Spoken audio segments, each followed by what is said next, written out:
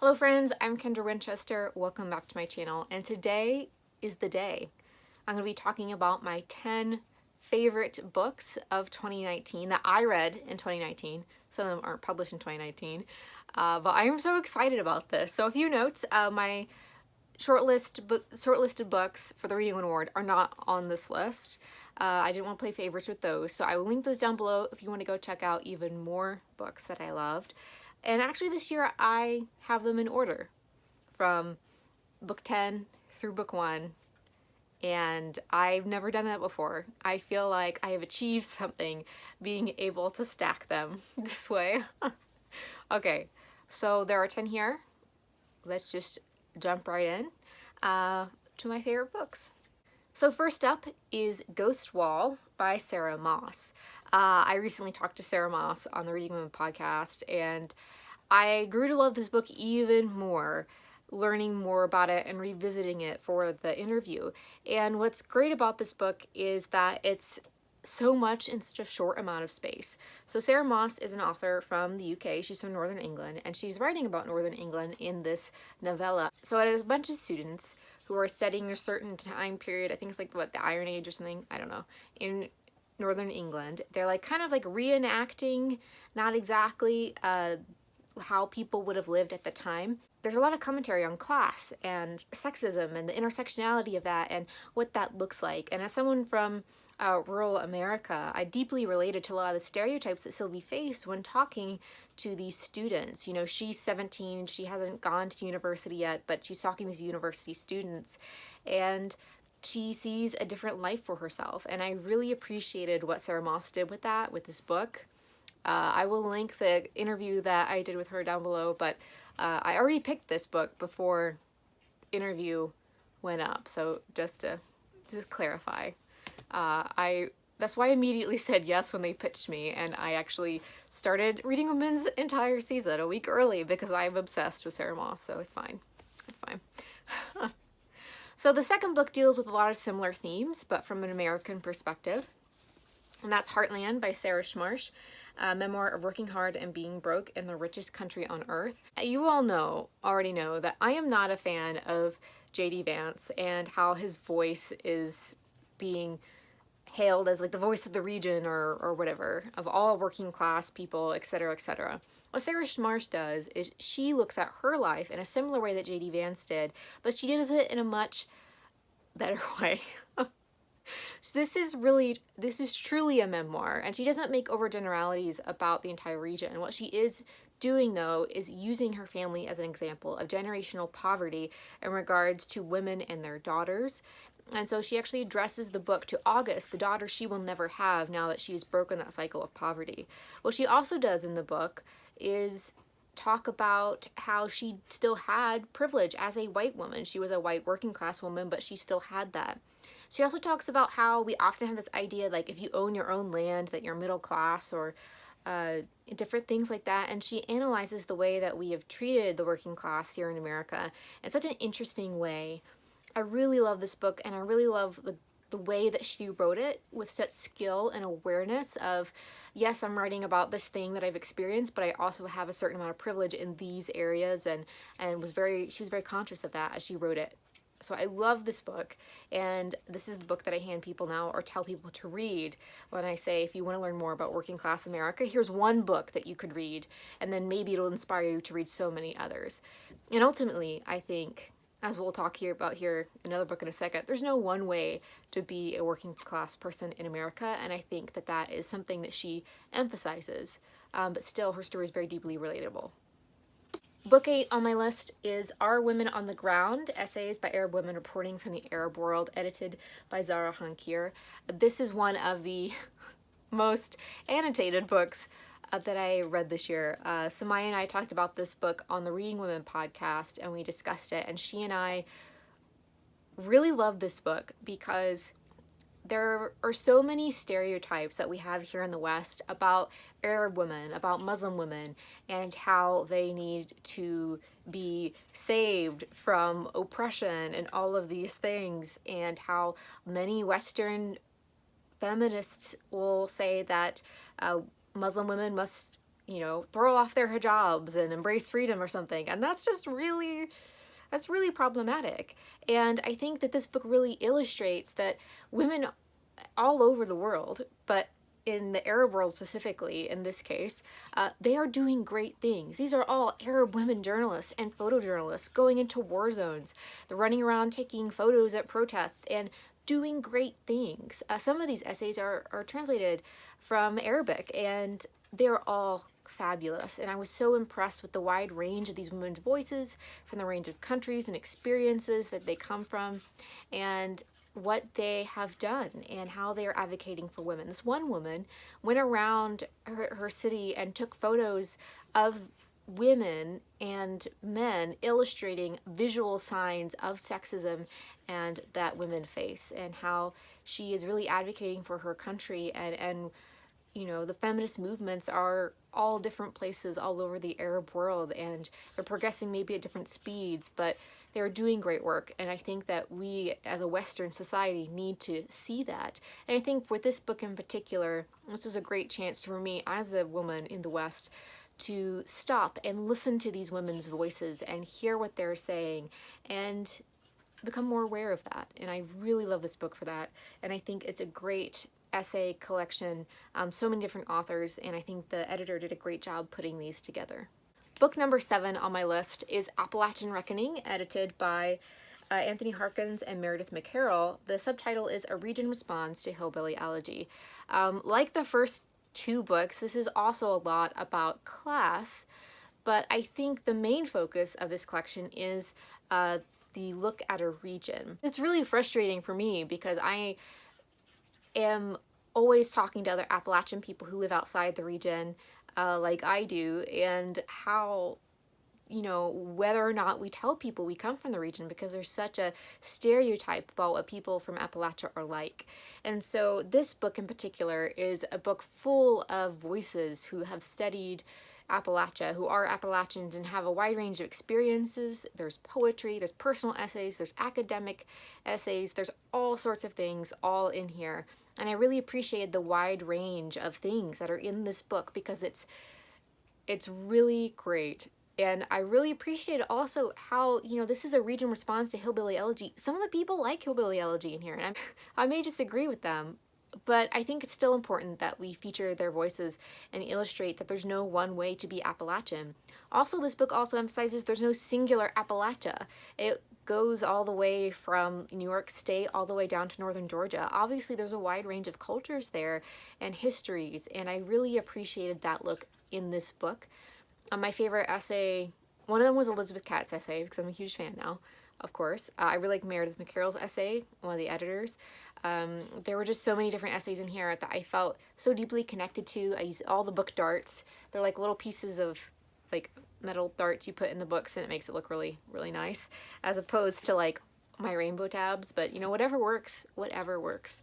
So I really love this book, and this press, West Virginia University Press, has done a great job of publishing more work by Appalachians of all different kinds. I really appreciate all these different writers of different, you know, classes, ethnicities, backgrounds, states, urban, rural, moved away from the region, stayed in the region, all sorts of things. So definitely go check it out. So the next 2 books are some favorites, I think, that are kind of almost representative of different types of reading I do.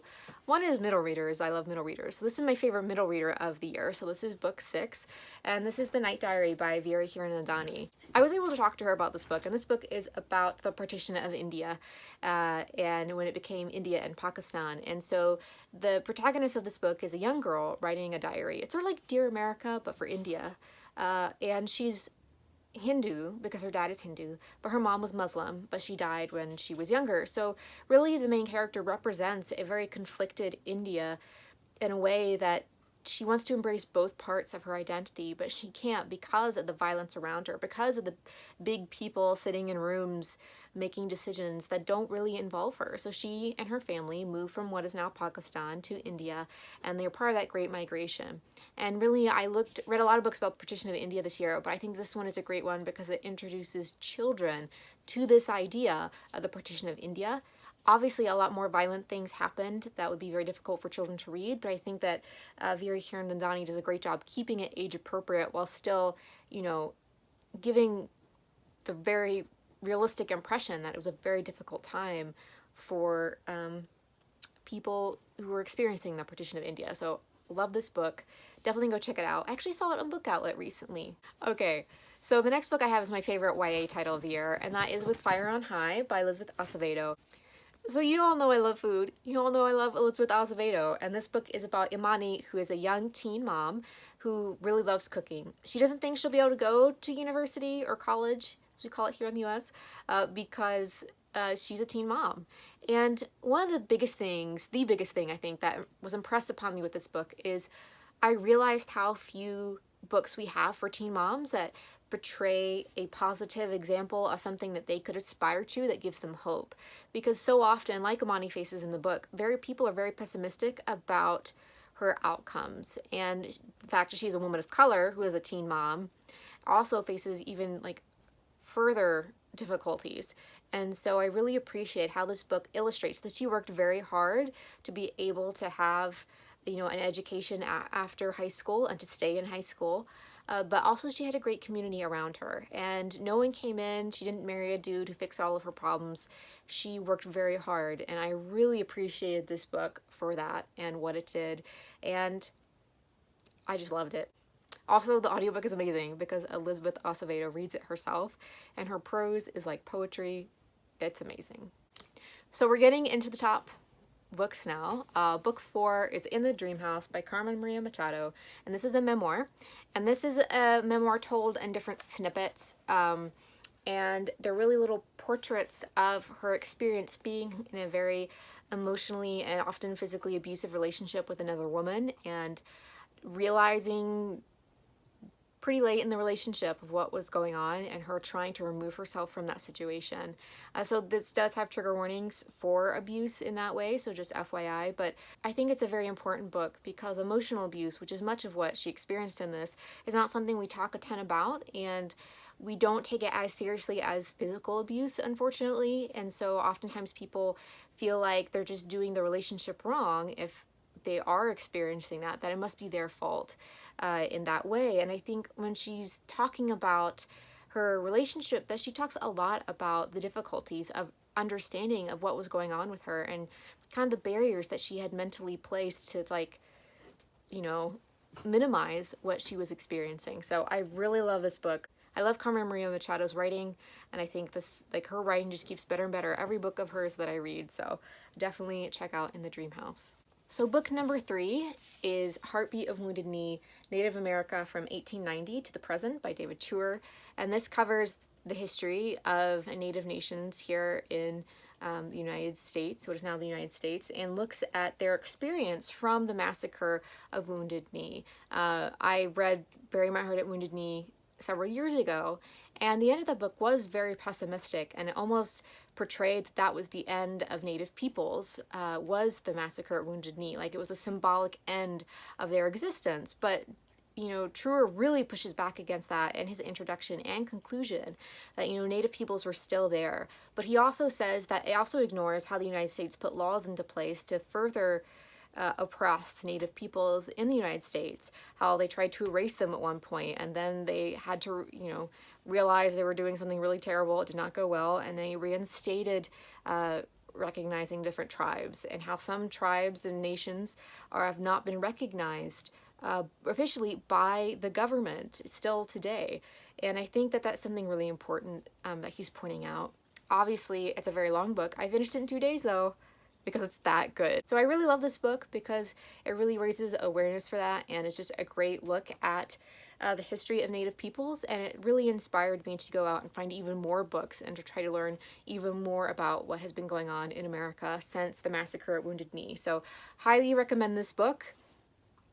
I actually bought it for Sam, my spouse, for Christmas, and then the day after Christmas I picked it up and was like, okay, I bought this for you, now I'm going to read it before you even get a chance to really look at it. That's fine. But I did also get the audiobook for him, so we're set. So in my second spot is Know My Name by Chanel Miller. A lot of people have talked about this book, and as you may have gathered from my discussion of this in my wrap-up, I find this book very difficult to talk about because it is such a deeply personal book for her, and it's a very difficult story to read, but very, very worth it. I think she pointed out that when, in her experience, that the man was convicted, he only got 6 months. So that still wasn't justice for what happened to her. And how so many men in the system that she experienced, really, it was there to save the man that was accused and then eventually was convicted. She had to basically fight an uphill battle the entire way, when in reality we should be supporting these women in their experiences. You know, she reads the audiobook, and I would highly recommend checking that out if you're going to read this book, because she reads it in her own voice, and you can really tell how she felt while reading this out loud, but also at the time. And I think hearing her words spoken in her own voice was something that I will never forget. And yeah, so just know that this does have a lot of trigger warnings going into it, and not to rush through it. You know, you need to take your time, take what you can do, because it is emotionally difficult, because she is very good at writing what she does. And I was so impressed with this book, and yeah, it's as good as everyone says it is. So my favorite book of the year is a backlist title, and that is The Sleepwalker's Guide to Dancing by Mira Jacob. So I read this book with Samaya for the Reading Women podcast, and I had read Good Talk, which is her memoir, and I picked up this book for the discussion episode, and I loved it possibly even more than Good Talk. I don't know. It's very hard for me to decide. They're both very different, but they both contain her ear for dialogue and excellent storytelling. So this is about a protagonist who lives in the Northwest, and so her mom calls her and says, you know, there's something wrong with your dad, you need to come home. So that's like your present timeline. And then we also get flashbacks to the protagonist's teenage years and what happened there. And it's very interesting to read this story, because while it is a very long novel, it doesn't feel that long. And she reads the audio, and it is beautiful, and she does the voices of Kamala, the mom, and the characters are so memorable. And I absolutely love this book so much. I just don't even have words. So I will link the episode where we discuss this book down below, and you can go check it out. I'm so happy I have this on Audible, so I can re-listen to this book over and over and over and over. All right, so those are my 10 books that I have for this year that I really loved. I hope that you are able to go find some of them that you haven't read. Tell me the ones you have read and all of your feelings down in the comments. Many thanks to Dylan for providing such great background noise for this video. Thank you for watching, and I'll talk to you in the next one. Bye, guys.